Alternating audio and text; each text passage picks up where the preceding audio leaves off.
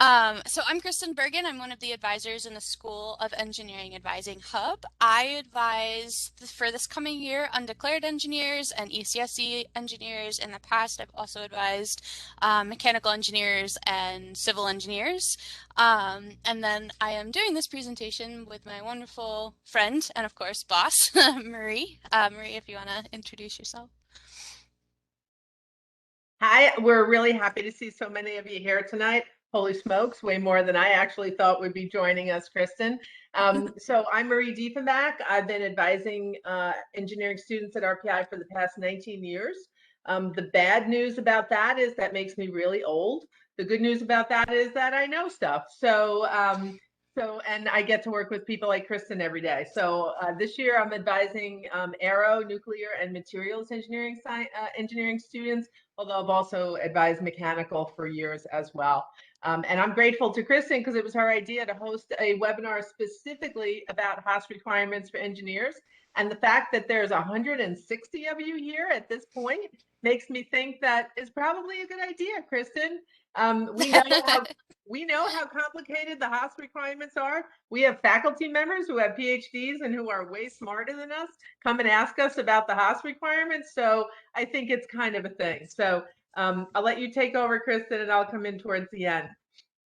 Yes, awesome. And to even follow with what Marie was stating, we know what questions you guys have every year. We get the same set of questions, so we're actually going to do an FAQ right before we head into our questions. So hopefully we'll cover a lot of the things that we know you're thinking about, and then of course we'd love to hear your take on it because that's how we know what's confusing and what you need to know specifically for you. So all questions are good questions tonight, especially tonight. Oh, and also speaking of tonight, really sincerely think about what questions you do have about HASS because with registration starting on Monday, there's not many days left to be able to connect to your academic advisor, whether it's me or Marie or Karen or Val, to have your HASS questions addressed before your time ticket on Monday. So take advantage of this. You have Marie and I at your disposal. We are here to make sure that you feel confident when you sit down on Monday.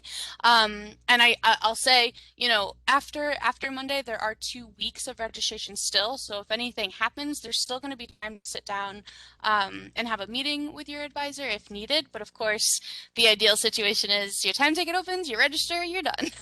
So let's aim for that kind of confidence. All right, so your HASS, of course, stands for Humanities, Arts, and Social Sciences, and we are headed into this presentation tonight with the assumption that you guys did fully review the HASS section of your registration guide. So we're not going to go into it as deep as that registration guide does go into it. So if you think you want to review that again, by all means, you can find it on the SOE Hub website. Of course, you can find it in your email, and it is there. It's never going to go away. It's going to be there until you graduate. So that tool will always be there to help you with your HASS requirements. Humanities, Arts, and Social Sciences at RPI, it's your general education requirement, and the way that HASS works at RPI, it is the liberal arts part of your degree. However, it has an applicable twist to it. So a lot of the classes are much different than you would find at, you know, a more of a liberal arts school with a liberal arts education. And it's very easy to take the classes that you are going to get into and apply them to yourself as an engineer, and how it can expand yourself as a future young professional. So a lot of the HASS classes are actually really great for that. One of the questions we get is about recommendations, so we'll touch upon that in a minute. Engineering requirements, as I stated, as an engineer, you only have to take 20 HASS credits. So that breaks down to 5 classes, whereas other schools are looking at 24 credits, which is, of course, 6 classes. The important thing to understand, and yes, we know, you know, it's a very different thing to learn about curriculum, but how HASS can work for you is your HASS inquiry course, so the IHSS course that you're going to take in this fall semester, it's going to lead into a HASS pathway, which is a series of 3 classes, and I'll get more into that in a second. And then the pathways, while the pathway is a requirement, an option is it could lead to a minor. So the pathways are 3 classes, a minor is 4 classes, so you could very potentially get yourself a HASS minor without trying that hard. So, you know, to always get yourself a little bit extra into your diploma is nice. And that's something that you can talk to your advisor about. There's no reason to make any decision about any minors until you're on campus, so either this fall or even next spring semester. It's nice to know where these HASS courses can take you in the next 4 years, you know, all that you can take advantage of. So the first thing I'm going to do is we're going to go to the Haas worksheet, which is not something that we include in the registration guide just because we know that Haas is a lot and we don't want to totally overwhelm you. But since you have me essentially in person right now, we think it's a good thing to look at so that you can see how all of this connects. So this worksheet is something we're going to email out to all of you with the link to the recording of this. Please pass it off to your friends in engineering just so everyone's in the loop. But to go through, you'll see again, 20 credit hours, so that's the 5 courses that we have talked about. This is the list of what is considered a HASS course, so we do get this question quite often because once you're done with your IHSS requirement of the first year, you are going to be able to take many different types of HASS courses. So this is what's included in that. Arts, communication, language. At RPI, we have Chinese, literature, games, games design, philosophy, STSS, which is it's science, tech, and then it's humanities and social sciences, writing, cognitive science, economics, and psychology. Management is not a HASS class. That's a question that we get all the time too. Management, because it is in the School of Lally, is very separate from HASS. However, there is a management minor that you could do outside of HASS. And if that sounds interesting to you, which it does interest many engineering students, feel free to bring that up to your advisor and they can talk to you about it more and how those types of minors would work into your curriculum.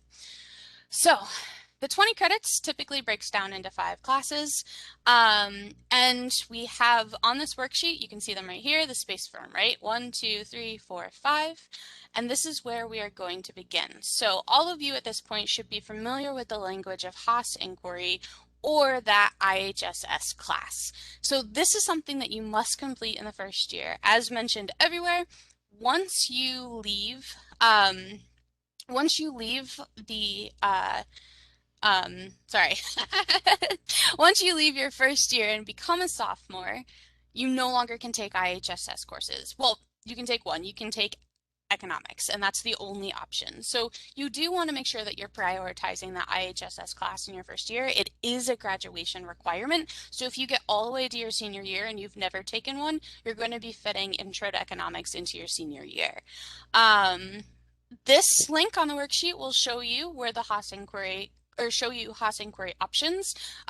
In the registration guide, we have this link as well and a few other links that are quite helpful in discovering what classes are available for the IHSS courses. The cool thing that is also considered a HASS inquiry course are these 2 options right here, and you will be able to find them in class search or in your QUACs. So if you are interested in the science and technology direction or the games, these are 2 IHSS courses that you could take. Continuing on, the next requirement you have is your pathway. So as mentioned, the pathway consists of 3 classes, and then this is where I want to put in an example to kind of show you how you might fill this out, although you have to bear with me because I always click on the wrong things. Okay. So just as an example, because I was talking about the economics, I'm going to throw that Haas course in here. So if you in the fall semester take Intro to Econ, that would be considered your first IHSS course. And then you may be one of the students who's interested in taking a economics pathway. There are a few options for that, and they do lead to minors. So that course would also sit here. So you can see that this first class, while it is one course, it can complete two of your requirements. Well, almost two. Two of your requirements that you need to focus on as a as someone trying to complete your HASS requirements. While this economics course is not necessarily communication intensive, you could line up, oh, grab my highlighter again.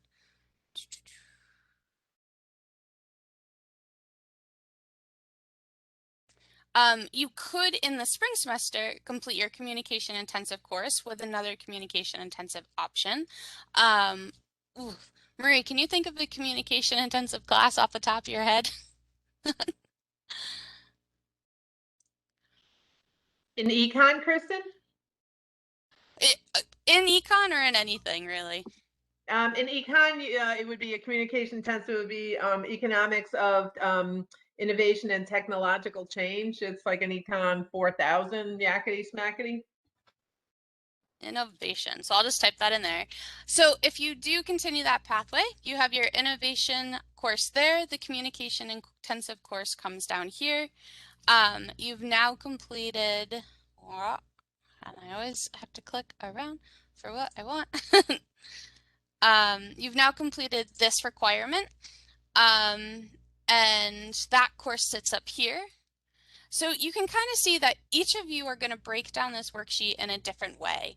And, you know, again, one class can fulfill two spots on the worksheet. They can help you with two of your requirements, or even sometimes three, depending upon what kind of class you take. The point is that you're going to want to pay attention to what kind of requirements you still need to fulfill. So at this point, everyone is going to need to fulfill a Haas inquiry course. Everyone's going to need to fulfill a communication intensive course, because even if you're bringing in AP credits, those are not going to be covered by what you're transferring in.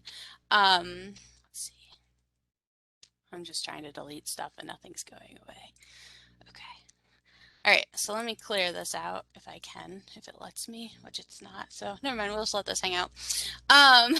So the other requirement that you have, and I always touch base upon it last, is your 4000 level HASS course. So the 4000 level HASS course very, very typically is just going to end up being that final course in your pathway, so that third class. So it's not something you usually have to pay attention to, but some pathways may not include a 4000 level, which is why we mention it, because we do want to make sure that you have it on your radar. Obviously, you can already tell it's probably not something you're going to be thinking about until your junior year, but it is, again, important for you to know. Okay, so I think I've covered how these requirements work and how you can use this worksheet when you get it. And this is something that you could, you know, between this registration and the start of the semester, work with your advisor on if it's something you want to get a kickstart on early. But really, it is going to be something that comes up during fall registration, so you don't necessarily need to worry about it until like October. We just need to get you into your first HASS course, which again, ideally, and I'll head back to the slides over here, ideally, you know, you're going to be aiming for that Haas inquiry course as your #1 priority for the fall. Your second priority would be communication intensive. So as we keep saying, if you can find a course that is both of these things, that is excellent. But if not, the Haas inquiry is the most important for your fall semester. And then you may also want to keep in the back of your mind that these courses could potentially lead to your pathway. So you may look at the pathways to help you decide what inquiry course you want to take, but that's not necessarily something you need to do. The only group of students that should really be paying attention to pathways right now is if you are bringing in up to 8 Haas credits, which is the maximum that you can bring in, and if you are planning to apply those 8 credits to your Haas requirement. If we quickly go back to the worksheet, just to, let me see if I can get rid of stuff. Oh goodness, it really doesn't want to let me get rid of stuff. But if you were to bring in credits with you, your need to get things done tightens up a little bit. So I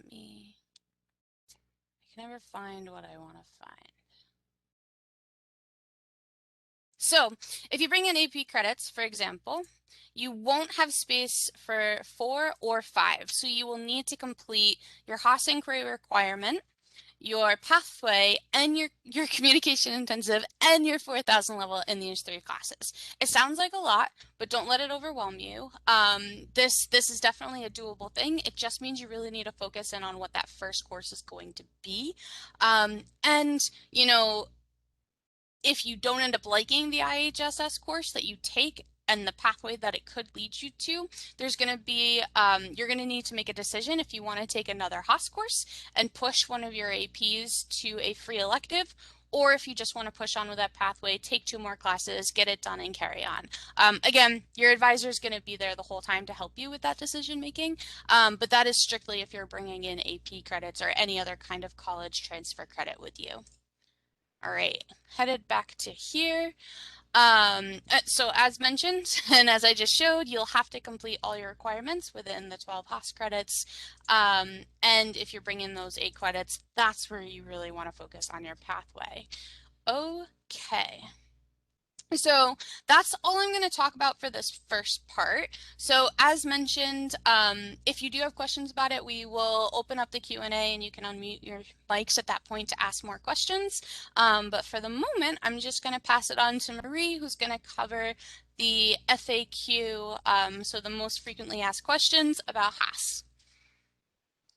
And Maria is frequently typing to try and answer some of these questions as they're coming up, Kristen. So one of the biggest questions, and I'm gonna start taking some of these from the chat, only because I know these are things that are on a lot of people's minds, because I've been meeting with students all day and all week, and this is one of the biggest questions. So if you go into Quacks and you're looking under the IHSS courses, or if you go into SIS and you're looking under the IHSS courses, they all show that they're closed, right? That's a big fat lie. That is not true. You know, the Haas department is a little weird. And so what they've done is, because those IHSS courses are only for first year students, all summer, upper class students, sophomores, juniors, and seniors, they can register at any time.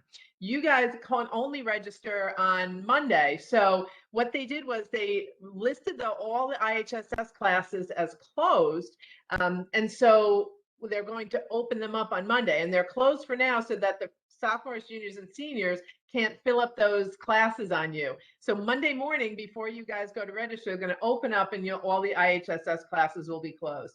So right now, if you're looking in Quacks or on SIS and you see them closed, it's not true. They're all open, and they're all right now at 0 seats so that you guys can get all of those. So I wanted to get that one out of the way right up front. And that's really annoying, right? Because it's very stressful when you go to see all of them closed. So I'm just going to go with Kristen has put together these FAQs, and I'm just going to go around the ring here and go through them. And I promise you will hit all of the questions in the chat as well. So will transferring HASS credits impact what HASS course I choose for my fall registration? That's like a yes and a no question, right? So as Kristen said before, unless you're bringing in, you know, 2 AP courses, and HASS limits you, as Kristen already said, to bringing in 2 4-credit AP courses. Unless you're doing that, you have to take 5. All engineers have to take 5 HASS classes, right? And a pathway is only 3. So if you're not bringing in any other credits, APs or transfers or IB, you've got 2 courses to burn, other than your 3-course pathway, right? That's the kind of how I think of it. So we try and get you, as Kristen said, to take that IHSS course the first semester. And the reason for that is we want you to take something kind of fun and something that you like and something that interests you. And if you take that the first semester and you're like, yeah, you know, I think this course about artificial intelligence is kind of cool. I want to do 2 more and I want to make that my pathway. Great. You can make that your pathway. If, however, at the end of the class, you think, oh, dear God, I don't know what I was thinking. This AI stuff is like awful. I never want to take one of these courses. That's cool. You don't have to pick the AI pathway. You can try another another course that would lead to a different pathway and see if you like that better. So because you have to do an IHSS either your first or second semester, our feeling is try and get it over the first semester. If not, that's fine. If they don't fit your schedule, if you go to register and the ones you're interested in are closed, there are other HASS classes you can take, right?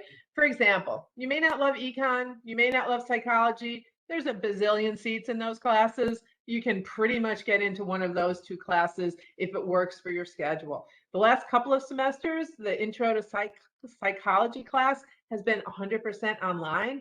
Kristen, have we ever heard back if that's on completely online this semester? Do you remember? We haven't heard back yet. Okay. I suspect that it may be very well be 100% online, in which case it would fit into any schedule. So Intro to Psychological Science is pretty popular because there's a whole bunch of pathways that's the initial class for. And some that I would argue are interesting, and a lot of the upper class, the 4,000 level psych classes are kind of fun. There's a positive psych class and another class that Professor Holly Traver teaches that are awesome classes. So, that's kind of a popular initial kind of HASS class to take, and that's Introduction to Psychological Science. So, if you can't get into something, you can always go for one of these other kind of generic HASS courses. But we say if you can get into an IHSS that seems interesting to you and doesn't look like you'll hate it, go for it. Next question, will my transferring credits cover the HASS inquiry or communication intensive requirements? So Chris and I have been doing these webinars for the last couple of weeks, and we've been meeting with students all day, every day for the last couple of weeks. We're a little bit fried. So I think some of these questions I'm going to do in like game show format. So if it's yes, I think I'm going to go ding, ding. And if it's no, I'm going to go eh. So for transferring credits covering either HASS inquiry or communication intensive, eh. The HASS department does not let you do that. So even if you bring in like AP writing class and you'd think, damn, I did a lot of writing in that class, that should count for communication intensive, HASS is not going to go for it. So you're going to have to take a communication intensive or your HASS inquiry has to be done here. Next question, do I have to take a HASS inquiry class, a communication intensive class, or a pathway course in your first semester? No, you actually don't have to do all of those, any one of those. We're suggesting that there are a bunch of these requirements that you might want to just get a leg up on, but 100% if you just want to say, you know what, none of these look good, or I went to register and everything was closed. So you know what, just to be easy on myself, I just defaulted to Intro to Psychological Science. That's 100% fine. And so you don't have to do one of those. If there's say you look at, so for example, say you look at a class that's a class in music and you've played an instrument your whole life and you want to take a music course and it doesn't fit into any one of those parameters, that's fine. We want you to do something you like. Kristen and I want you to be happy your first semester. We're kind of talking in generalities here and saying, yeah, it would be good if you got an IHSS done. Would be great if you did a common tense one. Would be great if you did a pathway one. If you don't, that's fine too. It's not really the end of the world. What happens if my first choice for a HASS course is closed when I go to register? Oh boy, that's a good one. So if you've read your registration guides and you've looked at the videos of reacts and quacks and sys and all of that, how to register, it tells you to make up multiple schedules, right? And that's nowhere more important than with your HASS class. If you're looking for a seat in Calculus 1, there are currently 56 sections of Calculus 1 available to you to register. If you're looking for a seat in AI and Society, there's 19 seats in that class. So, chances are we've got hundreds of engineering students all registering on Monday. Your chances might not be great at getting your first choice of your IHSS class, right? So I think that flexibility is key. If you see an IHSS class that you are passionate about and you don't get into it the first semester, chances are it may very well be offered in the spring again, and you'll have another crack at it in the spring. In the meantime, you could try and make something, take something else that, as I said, if you've got 5 HASS to take overall and a pathway is only 3, we've got a couple to kind of play with. So I would say if you don't get into your first one, try your second, your third, your fourth, your fifth choice. If you really get stuck, email your hub advisor. We'll try and help you brainstorm with possibilities. We'll find something for you to take. And I can promise you that you're not going to end the day and end the registration period without a schedule that works for you. And if you want to take a Haas class, we're going to find something for you to take. Can you provide a recommendation for Haas class? You know, what's interesting to you may not be interesting to Kristen or I, and what's difficult for you might not seem difficult to Kristen or I. Kristen's a very accomplished artist. I love art, and I've tried taking an art class, and I stink at it. And I just can't do it. So what she finds relaxing and pleasurable is something that I find incredibly stressful. So we really can't recommend a Haas course to you for that reason. I'd say, you know, something that sounds kind of intriguing to you, right? When you look in Quacks, all of the IHSS classes have course descriptions right there, and you can read those, and some of them will just be like, ugh, no appeal at all, and some of them will be like, yeah, that kind of sounds intriguing. So that's how I would go for a recommendation. Is there a way I can fill both my ROTC and Haas requirements without having to take extra Haas? So I actually threw this question in there when Kristen asked me for questions that I think are important to just at least get on your radar screen. So if you're an ROTC student, the only ROTC branch that has specific requirements that are Haas related is Navy ROTC. And if you're a Navy ROTC student, we need to do some planning. It's 100% possible to get your required ROTC Haas requirements done and your required RPI Haas requirements done and not have to do additional Haas classes to use as free electives, but it takes a little bit of planning. So I would say, if you are a Naval ROTC student and you have any questions about Haas, I have the list of Haas requirements for Navy ROTC. They are updated every semester. You can talk to your hub advisor and try and figure out how you're going to be the most efficient and get all of those done. It's a little bit tricky, so that's definitely a situation where I would definitely connect with your hub advisor if you're Navy ROTC. The other ROTC students, you just fall under the normal Haas requirements that Kristen has gone over when she was going through that cheat sheet with you. So I think that's it for those questions that you had, Kristen. And holy smokes, there's a whole bunch in the chat. I can see from here. So I tried Yes. So to answer a bunch as we went along. yes, which I saw that. So it looks like in the chat, there's a lot of questions that have nothing to do with Haas. So if that's the case, I think I'm going to ask you guys to email your personal advisor that question, just because tonight is about Haas. And I want to make sure that the questions are applicable to everyone who's in the room listening tonight. But one question that I do want to address that doesn't have to do with Haas is someone did ask, well, they're not sure who their academic advisor is. Yeah. So to answer that question, your academic advisor is highlighted in your registration guide. So if you have not read your registration guide and if you don't know what I'm talking about, you do need to go to your email and look for that resource, because everything you need is in that, including who your advisor is. And you can always go to the SOE Hub website to see which advisor advises which majors, and then you can connect with them that way. But we have been emailing everybody for the last 3 weeks, so you should have heard from some advisor. And if you haven't, I would say reach out to either Marie or myself and we can help you out. But And Marie, Shane, Shane, if you just recently deposited, maybe we do not have you on our email list. So, if you check so we sent our information to both your RPI email addresses and your admissions email addresses. If you have, if you have deposited before, what was it, like kind of the end of June, right, Kristen? I think so. So, if there's a very small chance that you haven't gotten anything from us. And if that's the case, if you search both those emails and you don't have anything, just hang back at the end and Kristen and I will help you figure out who that is. Yes. So Marie, to summarize, I went through and to summarize the question, a lot of students are asking about what their specific classes will come in as. So Yep. I thought maybe what we could do is take them to the registration guide to show them where they can find that information.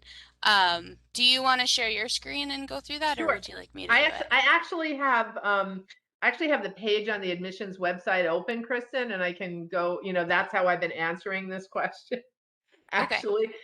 So there is a link right in your guide that will take you to the admissions page that talks about it'll give you the equivalencies for econ.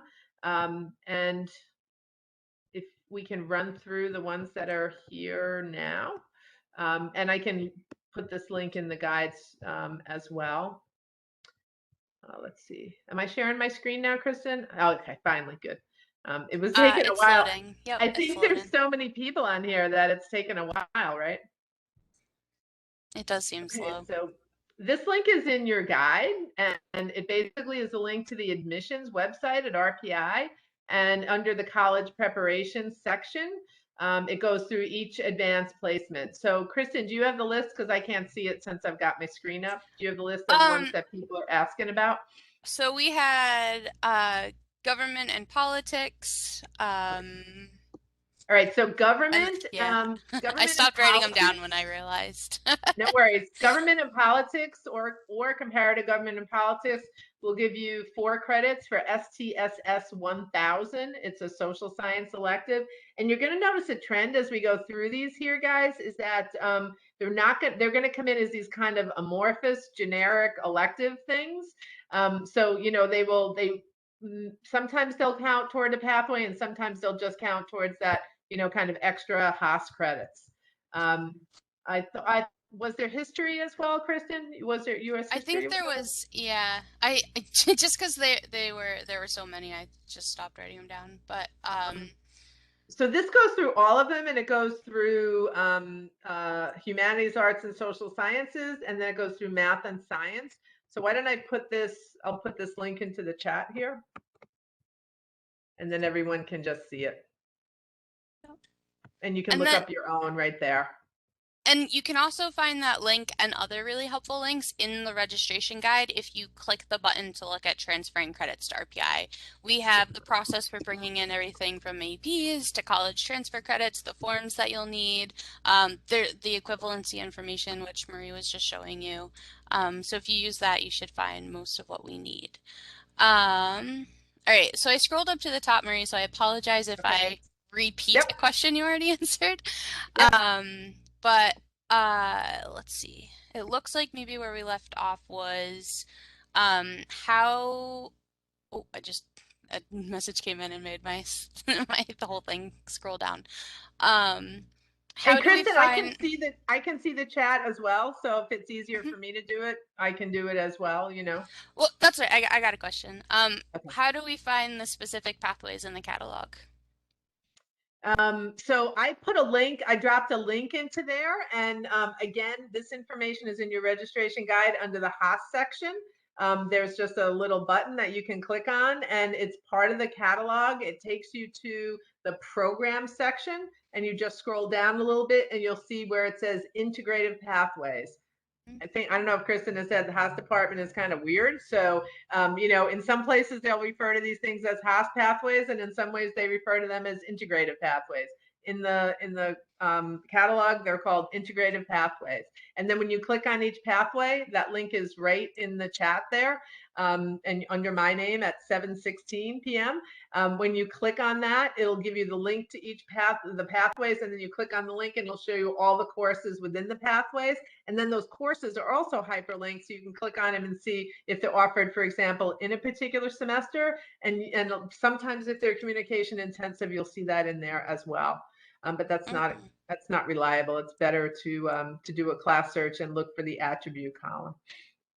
Yes, and a direct follow-up of that, Marie, was someone asked, how do we know if a class is communication intensive? So I like to do a class search in SIS because it's good for you to get used to doing class searches within SIS. And the method to do that is right in your registration guide. It's going to be helpful to you on Monday when you're registering for courses and you've got Quacks up on one screen and you've got SIS up on the other. And you can see, all right, so all the section of Calc 1 I wanted is closed right now, but I want to see what sections are open that fit my schedule. You're going to want to do that class search and have that up in that other window. And again, there's a video specific to that in your registration guides. And if you do a class search, if you look all the way to the right-hand column, it's got an attribute column, and a communication intensive course will be listed as communication intensive in the attribute column. It also lists things like Haas inquiry class in the attribute column as well. So to me, I don't know how you feel, Kristen. Sometimes the registrar updates their website, sometimes they don't. So I like going right into SIS because it's live and it's the most accurate. And if you look at the attribute column, it will tell you whether it's communication intensive or not. Yep, that's exactly what I do too, Marie. Um, all right, and I'm repeating some questions that you answered in the chat just so we can get them for the recording, Sure. Oh, yeah, for yeah. students who are not here. So I know we covered why everything looks closed, even though it's not closed. Um, sorry, I was trying to follow the stream of the conversation.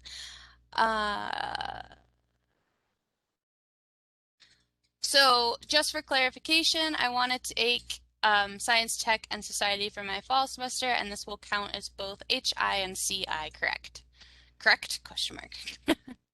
Correct. Science, Technology, and Society is one of the classes. Even though it is not an IHSS course specifically, it is considered a Haas inquiry class, and it also is communication intensive. So it will tick both of those boxes. I personally am a huge fan of taking multiple requirements with one class. I get some weird kind of gratification out of it. Now, you have to remember that even though we're saying you can tick multiple boxes with one course, you still have to take 5 classes overall, right? So if you find a class that will be a Haas inquiry and a communication intensive and a 4,000, to me, that's like a little weird thrill that I get. But you still have it. So just because it does those 3 things, it doesn't take the place of 3 classes. You still have to do 5 classes overall. It just makes thinking about the other ones a little bit easier because you can almost do anything in a sense. You know what I mean? Once you've done your pathway courses. Yes, and that's where the worksheet can become very helpful. So you can see that you still have the 5 classes to take, even if you're fulfilling the requirements below. And if you do like what Marie says and you get all the requirements done in like one shot, you have all these HASS classes to play with and do whatever you want to do with. And that also, Marie, what you were saying leads into this question, which is, does every student need only 20 credits of HASS courses to complete the HASS core requirements?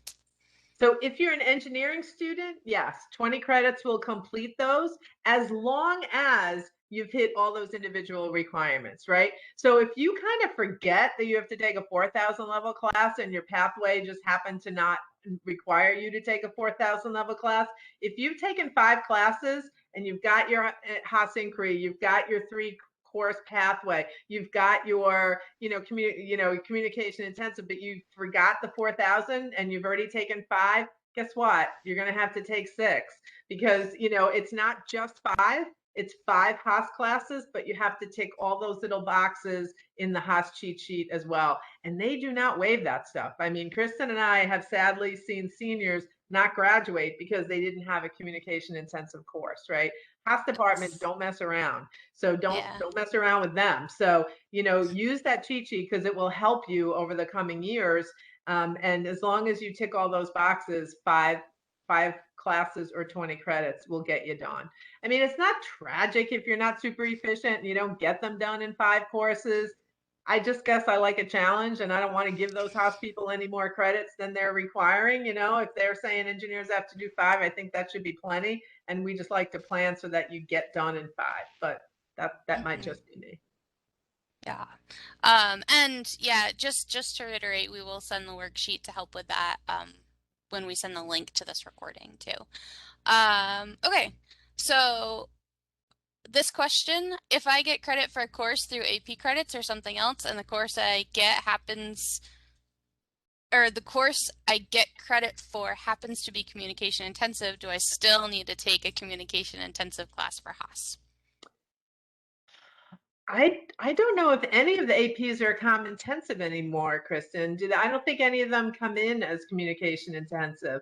I'm going to look at No. that list just to make sure I'm not like completely lying to you. I just want to make sure the one that I want to check is like a writing class. Yeah, I think they Yeah, made it so nothing transferred in, yep, they did. even if it's a college class that's communication intensive from another college, it has to be RPI communication intensive. Yeah, Um, they did. They did. yep, Yep. they changed that. They got meaner over Um, time with that. Once upon a time they let you do that, but no more. yeah, and the reasoning behind it too, which I do think the reasoning makes sense, which is, um, if you wait to take a communication intensive class in Haas till your senior year, the information that you get from it does not help you through college. So it's really, really helpful to learn how to present, how to speak in front of a classroom, how to write before you begin all your tough engineering courses. So you're not in those classes and you don't have the confidence, potentially don't have the confidence. This class really get you going to be able to do all of that extra communication. Okay. And even as an engineer, you're going to be writing lab reports. And so if you can, learn early on to write more efficiently and effectively and use less words, that's only going to help you when you're doing a million lab reports in a week, right? So Mhm. it's really, these requirements are not meant to be punitive. I kind of sometimes act like they are because of the people involved in the Haas department, but they're really not meant to be punitive. So, I'm just being snarky. There are actually good reasons for doing these things. Mhm. If I get credit, oh wait, I just did that one. How do the admins choose who gets into what class? And Marie, I think this question came specifically when you were referring to the waves of registration and the number of seats released.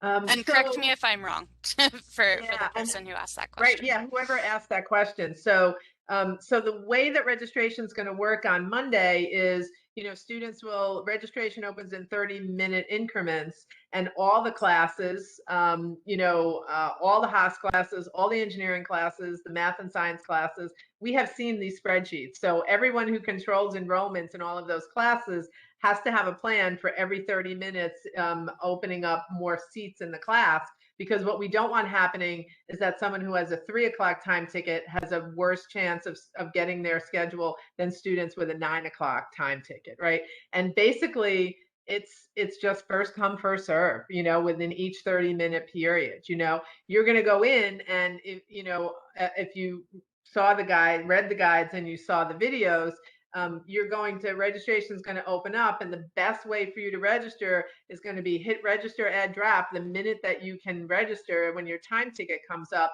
And you're going to see those little boxes at the bottom of the screen where you're going to type in those 5-digit CRN numbers for the courses that you want. Those are the 5-digit numbers within QUACs or within SIS that start with the number 5, and they're associated with each section of every course.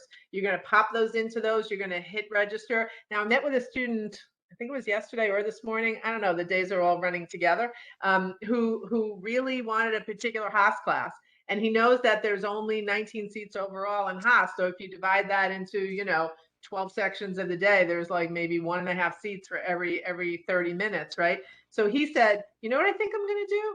I'm just going to put in my Haas class in that first box, and I'm going to hit register. And then once I get that, I'll go back and I'll put the other ones in, right? And I thought, yeah, that could work. You know what I mean? So it might, in the time that it will take everyone else to pop in those other, numbers in those boxes, maybe he'll get that one seat in AI and society or whatever. So it's strictly first come first serve, and that's what determines who gets into what sections of all those classes. Is that am I answering the question? Because I'm not sure if that was actually what the question was. Yeah, so I was sent that question privately, so I won't say your name, but if you want to send me another private message, let me know if that answered your question. And in the meantime, I will carry on to the next question, which is where can we watch the recording of this meeting? So as mentioned, we will email it out tomorrow. And then It takes a little while for it to upload to our YouTube. So Krista and I will probably be having a glass of wine by that point. So Yeah. it'll upload overnight, and then in the morning we'll send them out. And we're not going to just send it to the people who attended tonight. We'll send them, to all of our incoming engineering students. So if they couldn't attend, they'll have the information. And we're also Yeah, going so to send that Haas cheat sheet, which I hope will also be helpful to everyone. yes. Yes, and it's also a really cool appointment to do with your advisor if you're confused, like in the next couple of weeks too. Obviously, you're not going to be able to do it before registration, but it's very clarifying. All right. The Haas course Sustainability Debates is only available in the fall semester. I really want to take this course. How much space does this course have? And do you suggest I plan a mock schedule beforehand so I can sign up for it while space is left?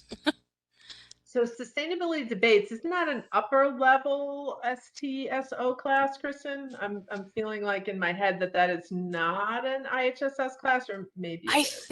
I think it is now, Marie. Oh, it's an I IHSS? I think they changed. I think it was another one of those changes, but Oh, okay. my internet's running really slow right now, I think That's all because right. this call is so big.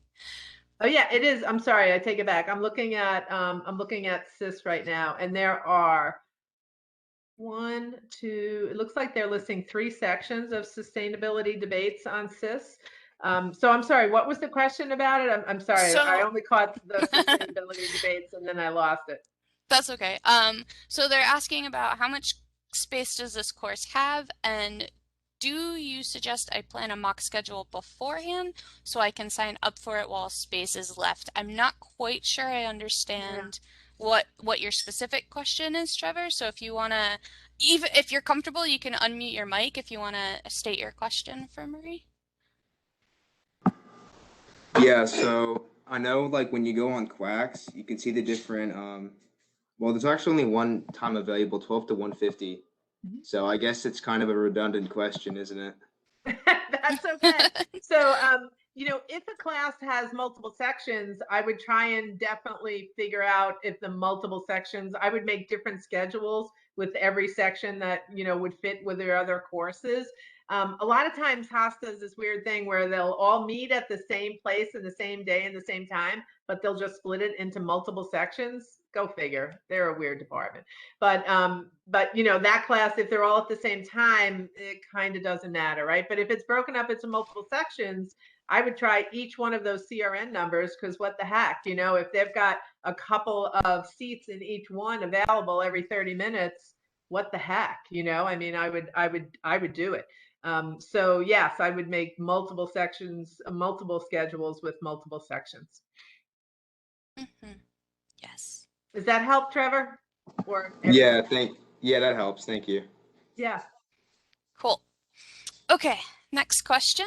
If I wanted to take the integrative pathway foreign language, what language courses are available and what languages are taught? Ooh, that's a really good one. So I'm an oldie but a moldie at RPI, and we used to have a bunch of different languages, and then they've gotten rid of pretty much all of them except for Chinese. So the language pathway that's available now is basically Chinese language. Now I have had students in the very recent past, because RPI is in a it has an arrangement with a whole bunch of schools in the Capital District area. You can take courses that are not offered at RPI at other schools, right? So I've had students in the recent past just have a passion for Japanese, and they wanted to take Japanese. So they offer that at SUNY Albany. And a couple of times a week, he gets an Uber and he goes to SUNY Albany and he takes his Japanese class and he comes back to RPI.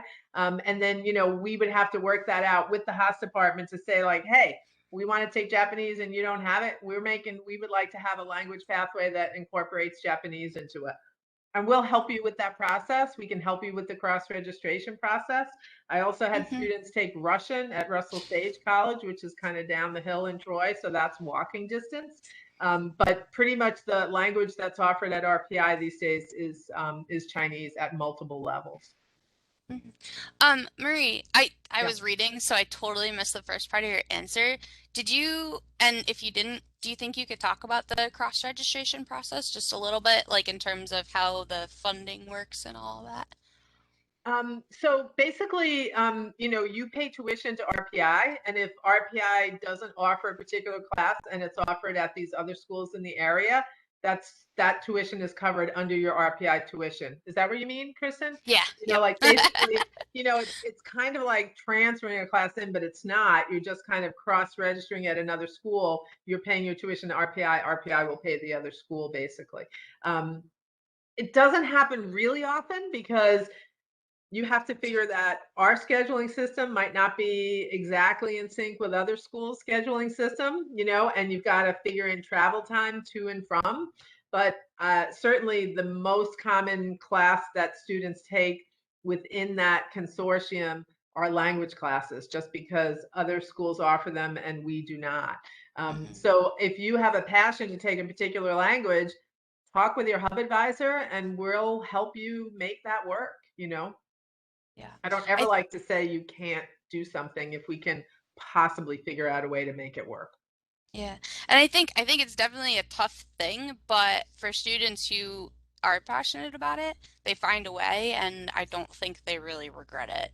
So, it's totally up to you. And you might do it once and go, you know what, this is way too much work. And that Right. is also okay. And I do, just because I think it's important, I believe that because it is a cross registration, it's different than other transfer credits. I believe the grade comes back with it, right, Correct. Marie? Yeah, Yep. so that's important to keep in mind too, because if you did like a physics 2 summer class, that grade doesn't come back with it, which we'll talk about that more once you're on campus. We'll update you on how summer classes work. But if you do it cross-reg, that grade actually will come back. So you do want to make sure that you are, trying as hard as you will at your RPI classes, so you don't hurt yourself. All right. Next question, Marie, is for economics, does the 1200 credit count towards the pathway, but not the 1000? So, yeah, first of all, the 1200 credit absolutely comes in as that engineering 1200 and counts towards pretty much any. There's a whole bunch of different econ pathways. You might have noticed there's a boatload of them. There's a generic one, then there's all these different specific ones, and that engineering 1200 counts towards every one of those. I believe, and I'm just going to have to look, most of the pathways have a thing where it says like an elective course in it. And I'm just going to look real quick because they change these things. So I want to make sure I don't give you the incorrect information. So for, say, the straight up econ pathway, is there a elective? So for the straight up econ pathway, you have to do that econ 1200 class. You have to take a 2000 level econ elective or one of these specific either micro or macro, and then you have to take any 4000 level econ course. So the 1000 level elective is not going to help you in an econ pathway, but it certainly would go towards those additional 2 courses in econ that you would need, right? Because if your econ pathway is 3, and then you've got 5 overall HASS classes, it won't go towards the pathway, but it will count towards your additional other your other HASS courses. Awesome. Next question. Do we need to resend AP scores that we already sent when applying to RPI? It should be part of your, if you've sent them once, that should be sufficient. And we should have those scores. If you have taken classes just in this past, May or June, we don't have those scores, and we have gotten confirmation today that we won't have them until closer to the end of July. So registration is going to happen before we have the most recent AP scores in.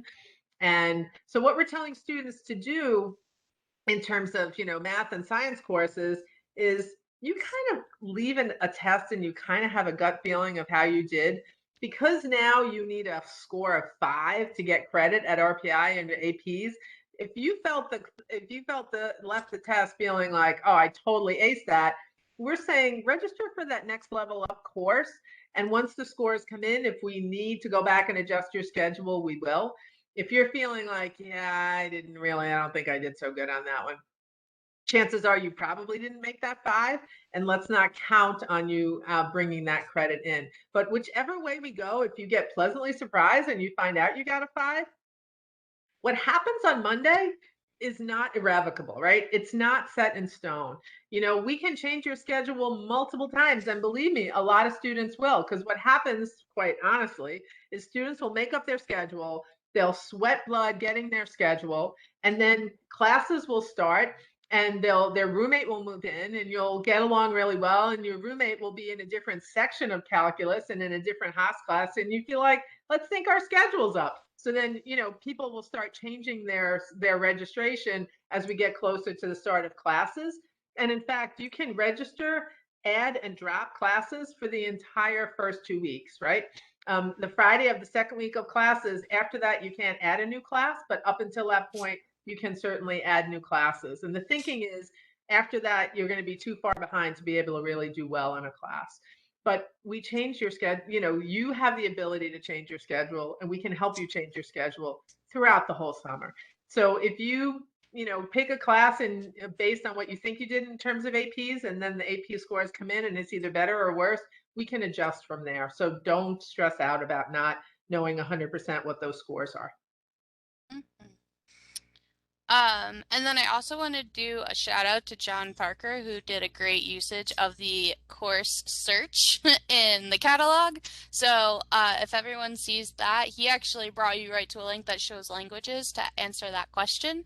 But that course search in the catalog can be extremely useful in finding options for classes, especially later down the road when you're looking for like free electives and things to fulfill science and math electives. So anyway, I just wanted to give you a plug, John. That was awesome. Next question, which I might also need you to clarify a little bit, Alana, but I'll ask the question, similar question. Do we need to send our scores through College Board and the IB program even if we submitted it through our final transcript? I'm not sure that I know the answer to that. I think you need to submit official scores, right, Kristen, from I the think, yeah. College Board. I don't think just the transcript is sufficient. I think because RPI takes the scores right off the College Board reports. I don't believe they take them off your high school transcript. Does that sound like what Robert told you, Kristen? I think that sounds like what he said. It's basically the evidence of the scores coming. It's like when you or someone asks you for an official transcript. It's not something you can screenshot or print yourself. You have to get it through the registrar's office. It's just that documentation to show that you actually got the grade. It's all it's all. What is it? I don't know what word I want right now. I've been talking too much today, but It's been a long yes, week. it's been a long week. Um, Oh shoot, I did have something. Oh, so for those of you who have sent scores, whether they're AP, college credits, IB, they are going to show up on your transcript in SIS. And if you go to SIS student menu, you will see a view my transcript option. So you can keep checking that, to see if your credits are getting there, because it is a great thing to bring up over and over again. You really want to make sure those credits are on your transcript before classes start. So just keep checking that, and if you get to mid-August and you're missing some stuff, that's a great time to reach out to your advisor, and we can help make sure that everything's finalized. Really, right now, there's still loads of time to get all that stuff in, so don't stress out about needing to know stuff by Monday. That's just stress you don't need to put on yourself. But we do have until like probably mid-August, even maybe a little more than halfway through August to get all that finalized. So just let us know. Okay.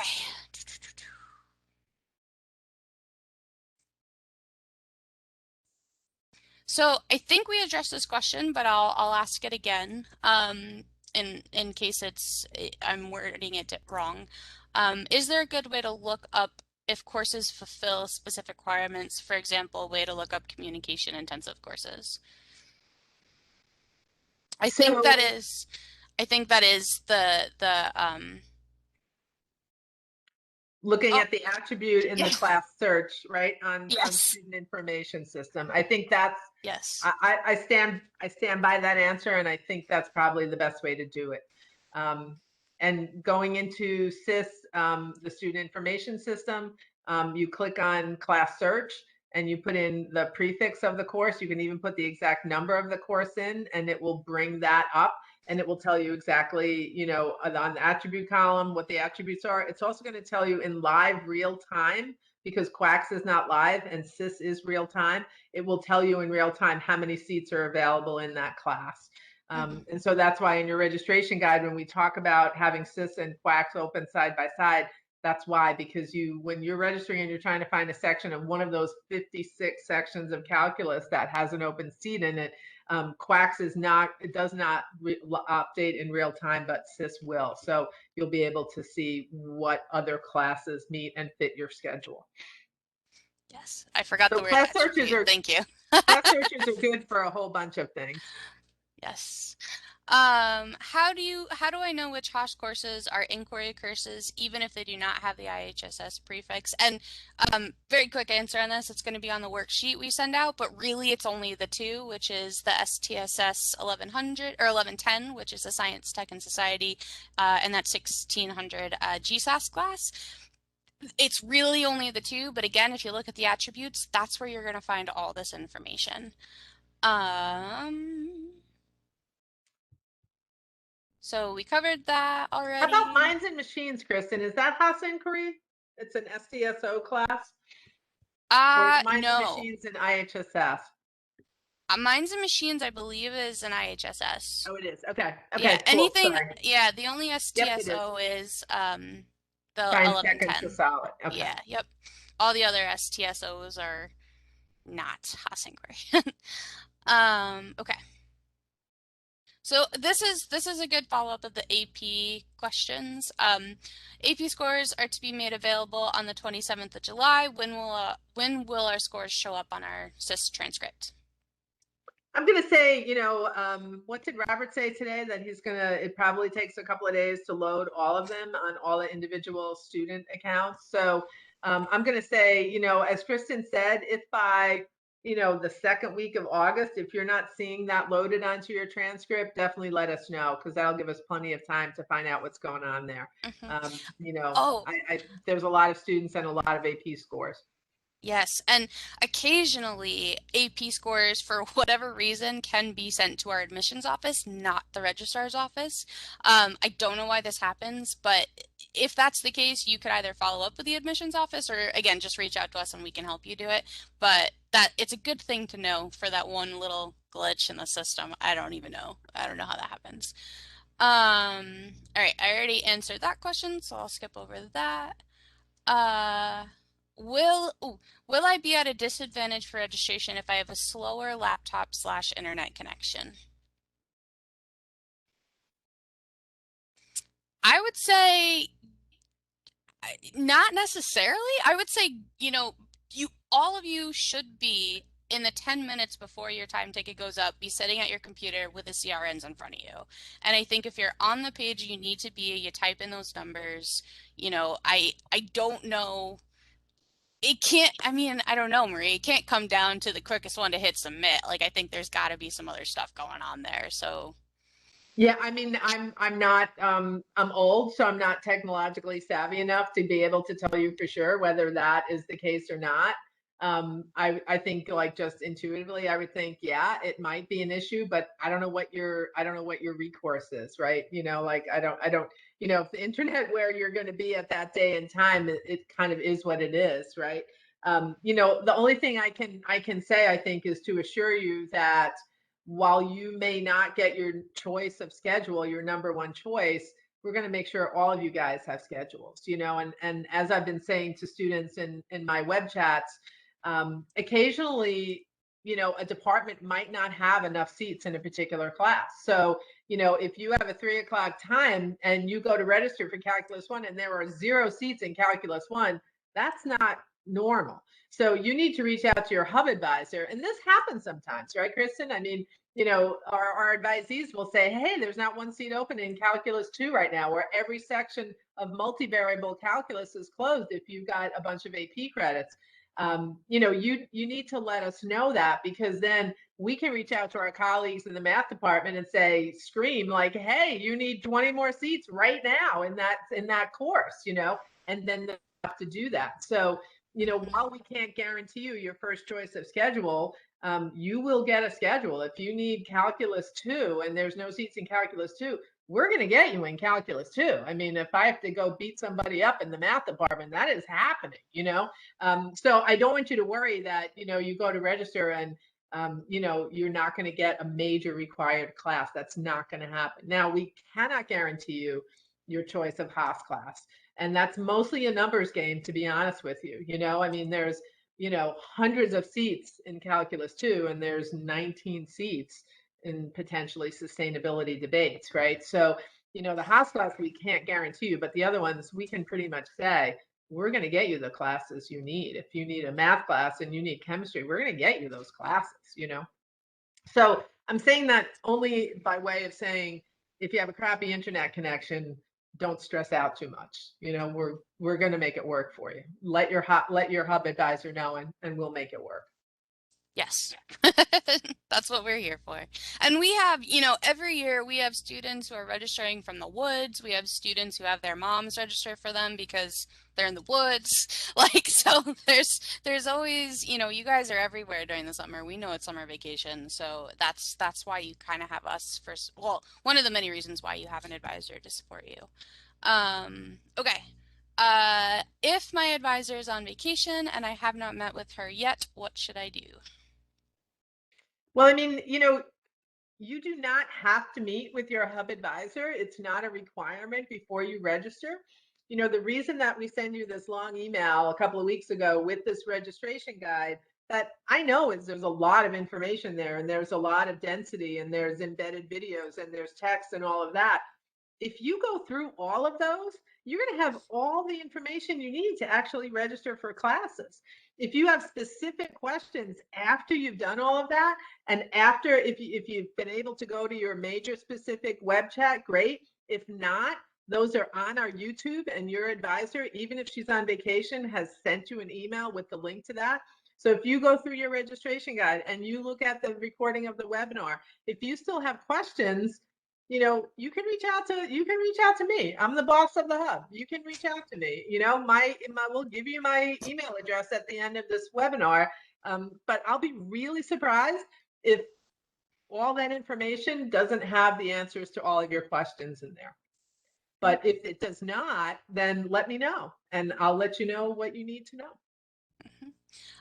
Yeah, and definitely, this is actually great practice for when the school year starts, because always keep in mind every advisor is dealing with at least a couple hundred students each in terms of the SOE hub. So if you kind of do the math there, and we can only meet with 6 to 7 students a day, we are typically booked out at least 3 weeks for 2 months, almost 2.5 months during the times before registration.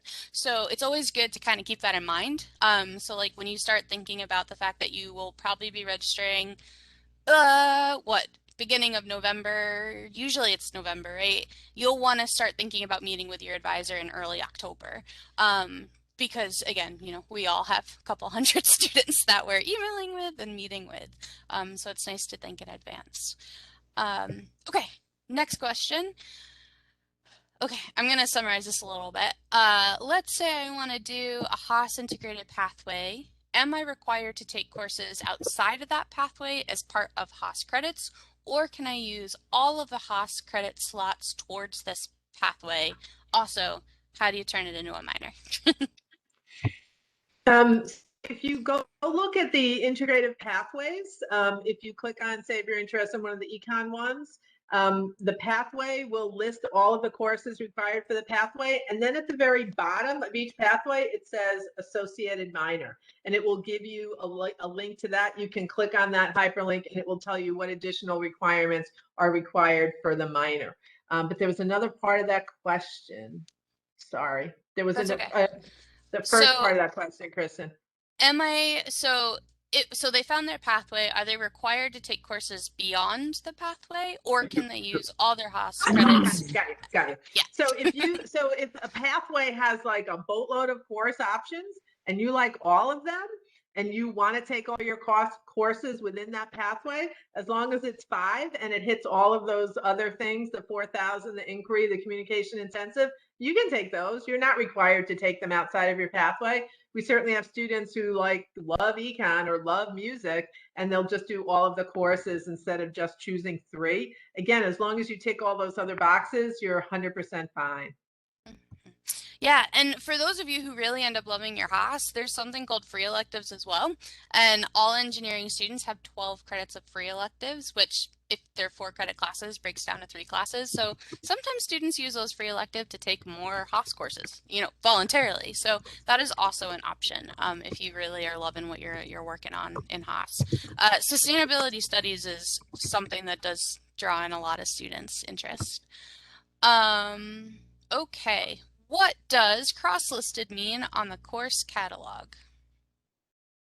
So courses that are cross-listed are usually listed in more than one department, right? So because this is related, I'm most familiar with ones within engineering, but because this is a Haas seminar, the things that I can think of that might be cross-listed are, there are topics, like broad topics, that might be a psychology class, but also would be in the cognitive science realm. So sometimes the course could be cross-listed between psychology and cognitive science. And the tricky thing for that is, if a course, if a limit for a class is 20 students and it's cross-listed with both cognitive science and psychology, guess what? There's not 20 in each, there's 10 in each, So you might be looking at a course and saying, hey, there's like 11, 9 seats left in this. But if it's cross-listed, if you've hit all your limit in one, then you will have hit that limit. Just as a reminder, unless you're asking a question, please make sure you are muted. I didn't know if that was someone following up on that particular question, Kristen, if I maybe didn't answer it correctly. Was that someone following up? Okay. Or maybe it's a heckler. Maybe it's just a heckler. Great. Okay, cool. How would taking courses in other colleges be counted GPA-wise? Is it S/N, or does the letter grade transfer as well? So if you're taking a class at another school that is not in the consortium, like if you're taking a class over the summer at home and you're transferring that course into RPI, whether it's HASS or Calc or Physics, the credit transfers, but the grade does not. So what that means is, if you take a course elsewhere and transfer it into RPI, you must achieve a grade of C- or above in order for it to transfer in. But guess what? It just comes in on your transcript as TR for transfer. So I always say to my students, if you're taking Physics 2 in the summer at your local community college because you're trying to avoid taking it at RPI because you've heard from upperclassmen it's a hard class, there's no difference whether you get a C or an A. So, if you have the chance to go to the beach someday, go to the beach someday, but if you transfer a course in, it does not impact your GPA as long as you could get a grade of C- or above. It does not. Now, we talked earlier about cross-registering at other local colleges. If you're going to take a class during the academic year, I'm not talking about summer, during the academic year at another school in the consortium, then that's the instance where Kristen said the grade does come in and it does get counted towards your GPA. But 99.9% of transfer classes, it does not. Mm-hmm. And it doesn't come in as pass, no credit. It just comes in as TR, which is transfer. And a good follow-up question, which colleges are covered for taking courses? So if you go to the registration guide and you click on the section that is about transferring credits to RPI, this is for incoming students, but there are 2 resources on that page that will show you what schools and what credits have previously been transferred to RPI. So if you want to take a peek there, go for it. There's probably I don't think anyone would start taking any college courses at this point because I think most later summer college courses have already started. I think that usually happens like this week. But if that was something you were thinking you wanted to do, I'd say reach out to your advisor. And then a follow-up to, I think, was the econ question, and your sign-in is your email. But I'm hoping, because I don't quite understand your follow-up, so I'm hoping that you might unmute yourself to ask the question about econ with the 12,000 and the 1,000, if that's all right, if you're still here.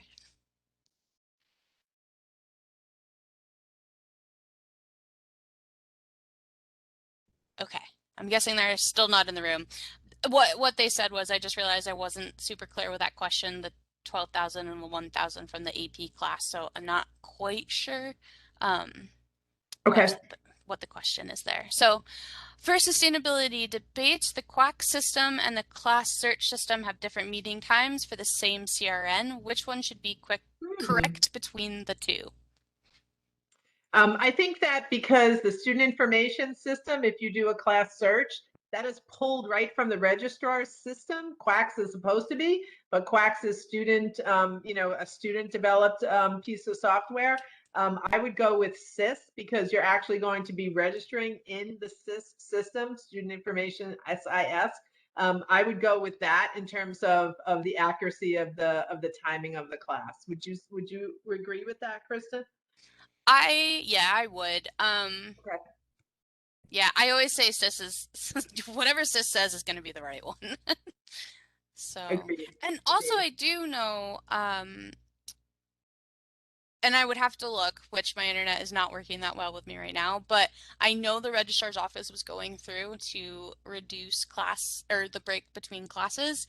So I'm wondering if that may have had something to do with it because we're moving away from our COVID, like some of our COVID over safety spacing where they had room to deep clean all the classrooms between the classes. I know this is not something you guys need to worry about, but they extended the time between classes to give people room. So that might have something to do with any class times being different. Sorry, that was a bit of a ramble. There was a noise in my kitchen. I got totally distracted. I'm going to try and whip through some of these quickly, Kristen, because I know people are leaving because I'm sure they have other things to do. So I'm going to try and whip through some of these quickly. So from let's see, I'm going from the bottom. So because that's what I can see easily. So someone asked, when is the tuition due? No clue. Sorry, we are your academic advisors. You'll have to look on the Bursar's webpage for that. We don't really do much with financial aid or with Bursar and that kind of thing. So sorry, I cannot help you with that. Or one of your fellow students helped you, which is awesome. Transferring courses from other colleges that aren't on the pre-approved list. Introduction to Shakespeare Writing intensive course. How long is the process time for consideration for credit? I'm guessing, Megan, that refers to how long you've submitted the course description for that, and you're asking how long does it take to get an answer back? Is that right? You could unmute yourself, and I just want to make sure I'm answering your question, honey.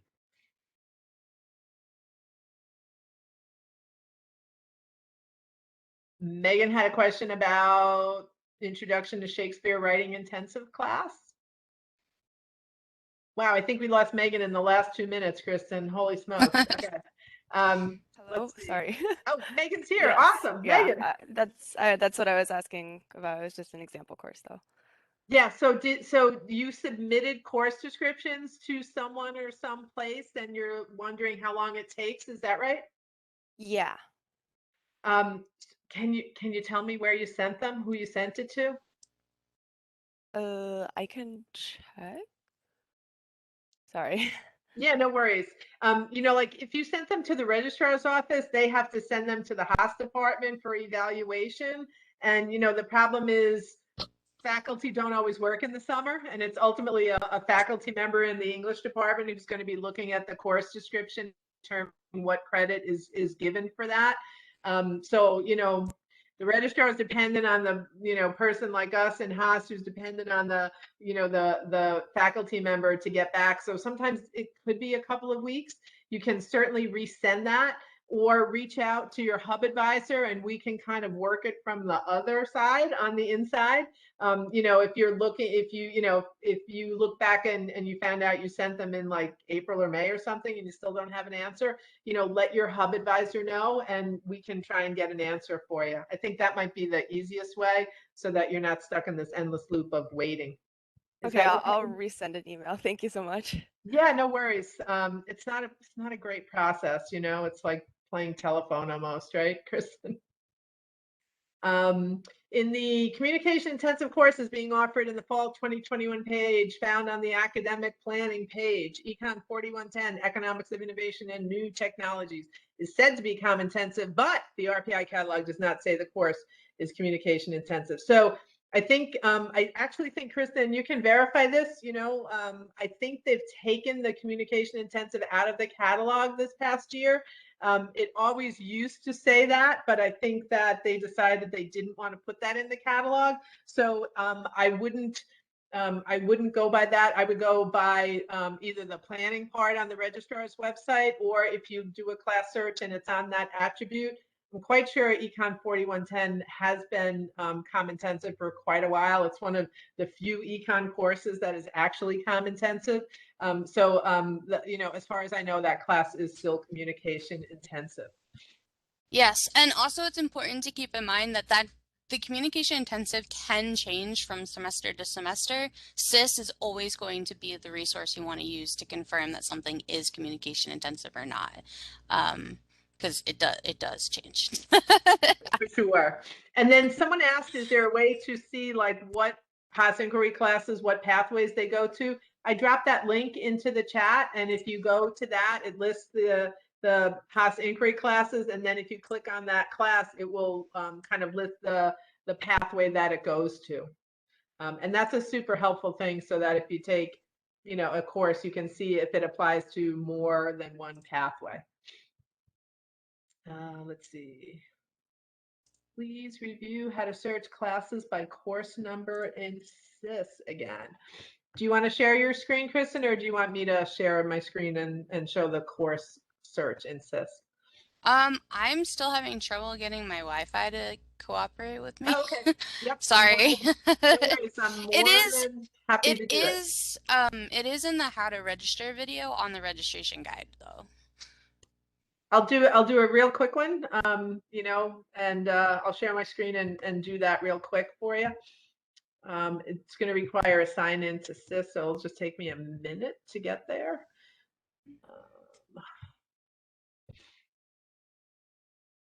Let's see. Should have probably had this up.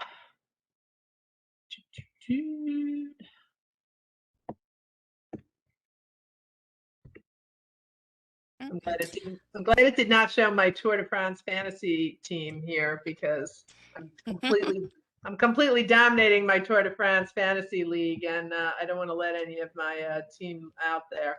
Okay, so we're signing into HASS. You use your RIN number, your RIN number. Now, what we're going to see is a little bit different from you, because we see the instructor's version and you're going to see the student menu.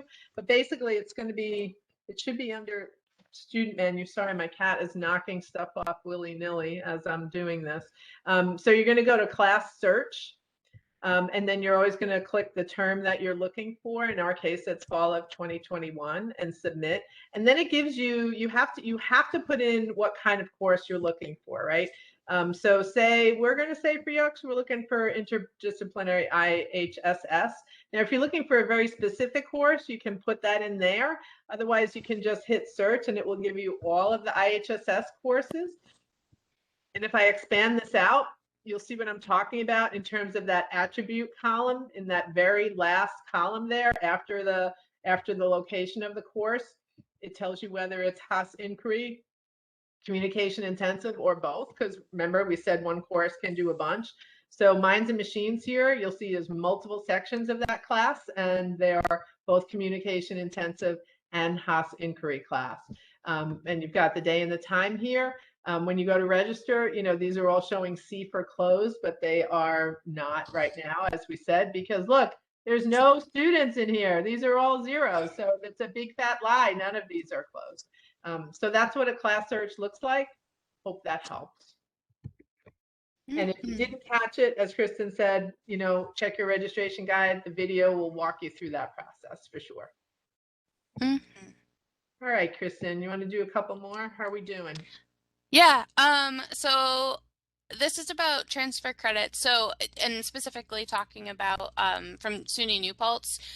I'll just say, just to keep it brief, because this is definitely something that we can keep talking about as we go into the fall semester, but just if you go and look at the resource, which is the transfer course guide, and you don't see either the college that you're hoping to see or the particular class that you're hoping to see, it does not mean RPI will not take it. It just means no student before has requested that particular college and or credit. So in that situation, all you got to do is reach out to your academic advisor and we'll walk you through that process. But it's not a no, it's just we just have to ask. So, and I always say just ask because that's how you find out what you can do and what you can't.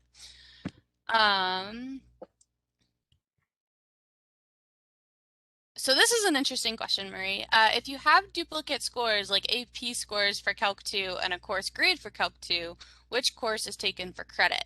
So I think the best policy to think of with this kind of thing, and correct me if I'm wrong, Marie, but it's always the second one is the one that the grade stays. So, even if you're retaking courses at RPI, like for example, if you take Calc 2 at RPI and then you retake Calc 2 again, the second grade is the one that stands.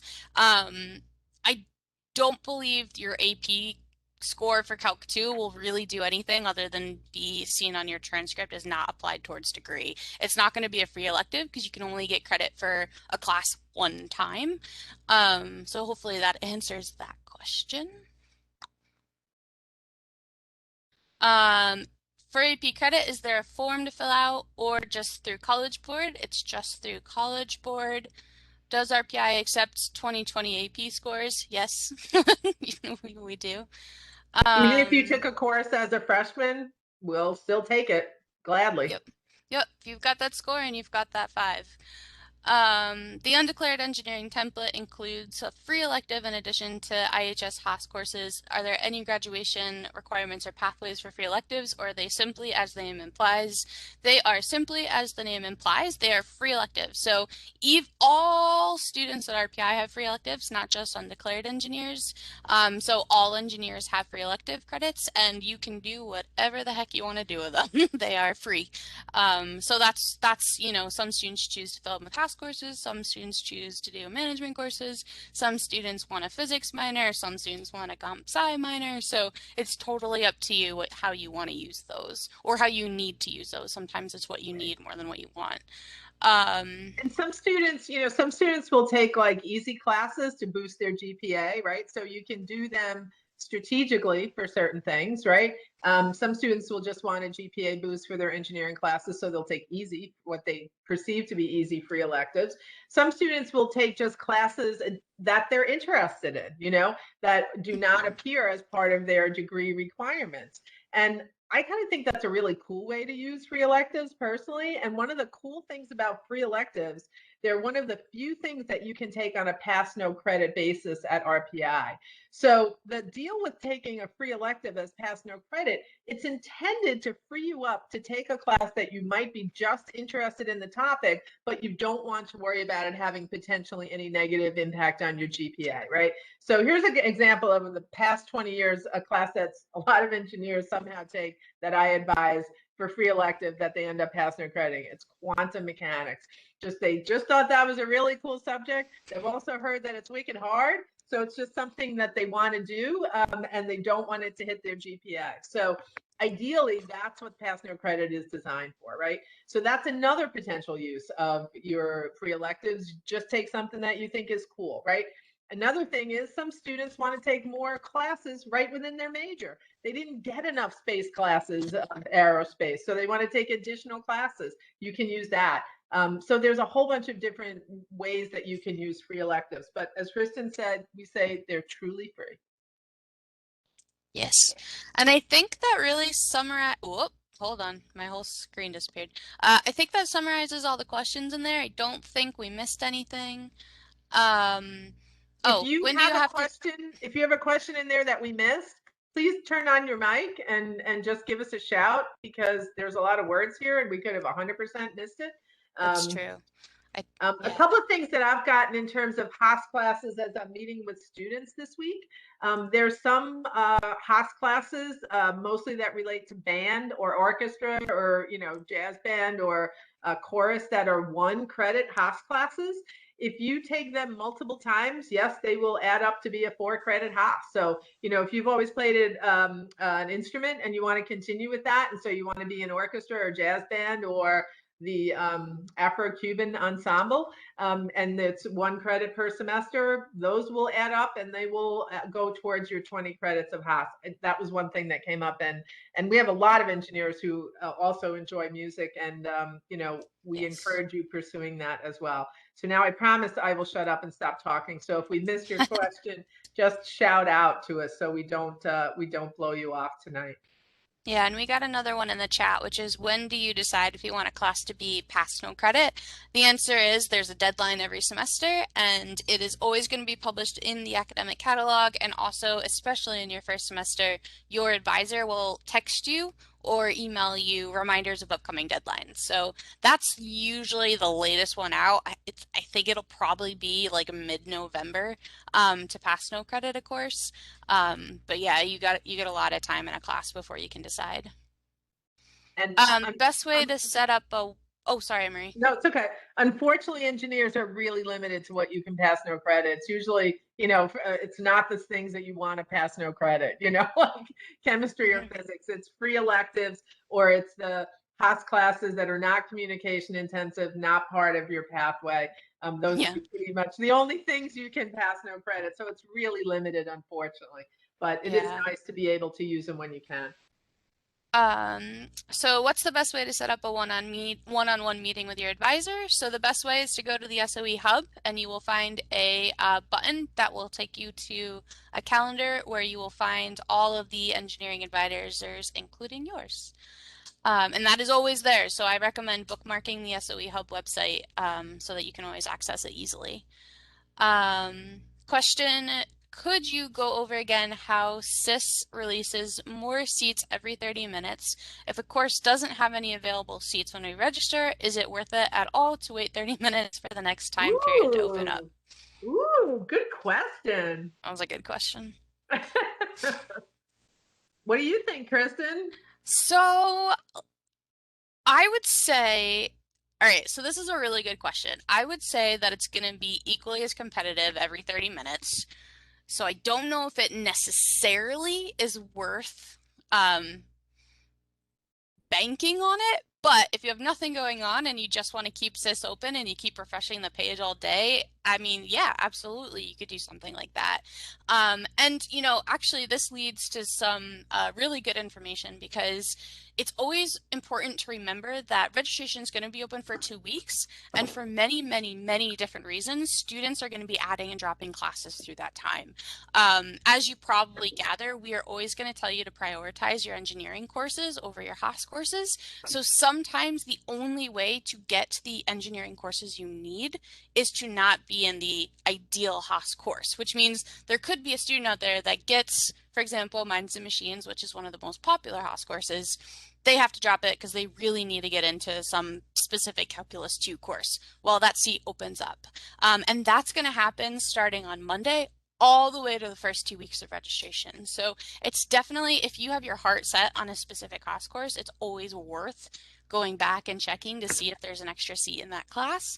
But yeah, I would say all day it's going to be just as competitive every 30 minutes. So that's totally up to you how you want to spend your day. Okay. Next question.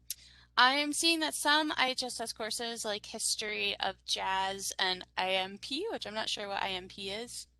Oh, in improvisational music, found on the catalog of courses don't show up on Quacks or SIS. Does that mean they are not offered? Yes, if you don't see a class in SIS, it means it's not offered for the coming semester. It doesn't mean that it's not going to come up in future semesters, though. So some classes are fall only, some classes are spring only, so that could be what's going on. I know there are some music classes that are kind of taken in series, so sometimes that is the case with those. Okay, yep, so hopefully I answered that question. All right, any other questions out there?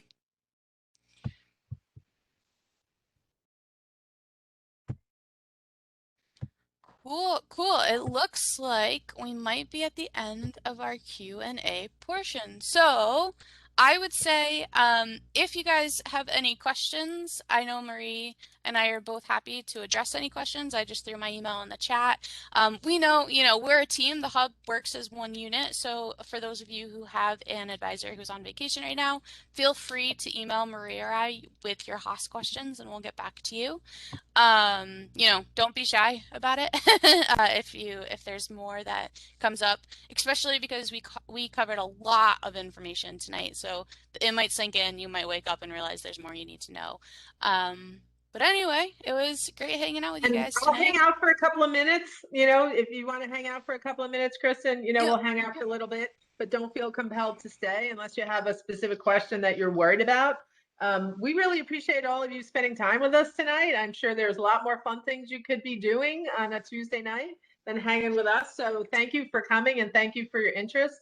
Bottom line, don't stress about registration. We'll get you a HASS class. We'll make this stuff work. Have a great rest of your night, everybody. Good night. Bye. Bye. See ya. I'm writing down a list of the things I don't want to forget to email. All right, so Trevor said there was a philosophy course that it says is only offered during spring semester in odd numbered years. Welcome to Haas. Oh my God, there's a reason I hate that department. The problem is sometimes you can't always believe what it says in the catalog, Trevor. That's kind of the problem. Is that that it's not always accurate. A lot of times that it'll say that, and the reason is they'll have a faculty member who's really the person who teaches that specific course, right? And then all of a sudden that person goes on sabbatical and they don't end up teaching it on spring and odd numbered years. They plan ahead and then they have it in fall and even numbered years. So basically, if there's a course you're looking to take, you just want to check SIS every single semester when the new courses come out and see if it's being offered in that semester. Because unfortunately, with the, faculty taking sabbaticals and things like that, that's not always accurate. And I know that's super weird, right? Like spring odd numbered years. Oh my gosh. My cat's making a guest appearance. One of my cats is making a guest appearance. Oh, I'm unable to download the VPN because it's telling me I have the incorrect user or password. Where can I reset that? I can log into SIS, not CIS. I was able to create an RPA email and login before the VPN was in. Yikes. You're definitely barking up the wrong tree, Jaden. I am sorry to say. Shoot one of us this in an email and we will get you like a contact with the help desk, right? We can find somebody who can help with this. Even if you just Googled RPI help desk, it should come up and then you could submit a support ticket, which that's the advice. I've had this happen to a couple of students and that's what I've had them do is fill out a ticket, and I have never heard that it hasn't worked. So I assume that all of them were able to get back in. But yeah, obviously if you can't find it, just email us and we can send you a link when I can get my internet to work, because yeah, Kristen, you're that's not good for you, my friend. I know. I think it's just because there were so many students. I don't know if that's a thing or not, but I just couldn't get it to open in the middle of it, so I can try again. Or maybe there's a lot going on in Troy tonight, like a lot of people. There's always a lot going on in Troy, Marie. I'm sorry, did somebody have a question? Was somebody talking and I just talked over you? Oh, Jade, I don't know if you're still here, but Jaden, here's the link I was able to open up. So if you click on that, you should be able to submit a ticket. Oh, nice, Kristen. Well done, you. My hands are full of a big furry fat cat. My hands are not free to use my keyboard right now. Okay. Are you guys hanging out because you forgot you were here, or do you guys have specific questions? And you can definitely unmute your mic if you're more comfortable with that. Ooh, any integrated pathway that's a diamond in the rough. Dang. Yeah, So I far. think the well-being one is my favorite, and that one occasionally includes a class that genuinely requires you to go for walks. So, which I would take, and I probably would get an A in that class. But yeah, it's the well-being and mindfulness. I know it starts with well-being, but I actually am not. I think there's a little bit more to it. It's just, I mean, it is what it says it is. It just makes you feel good. The classes that are involved with it, they're like art classes, positive psychology classes, going for walks. It's definitely the one I would take if I was a student. And it's pretty easy. That's the other thing too. If you're looking for easy, I think well-being's pretty good that way. Yes, it's good to have well-being. Cool, cool. All right, if you guys are all set, I think I will call it a night because we've almost been here for 2 hours. And as mentioned, if anything comes up after you meditate it on a little bit, wow, I don't think that was a sentence. I don't know what I just said. Anyway, have a great night. Email us if you have more questions. Thanks That's all I'll everybody. say. Have a great night. Thank you.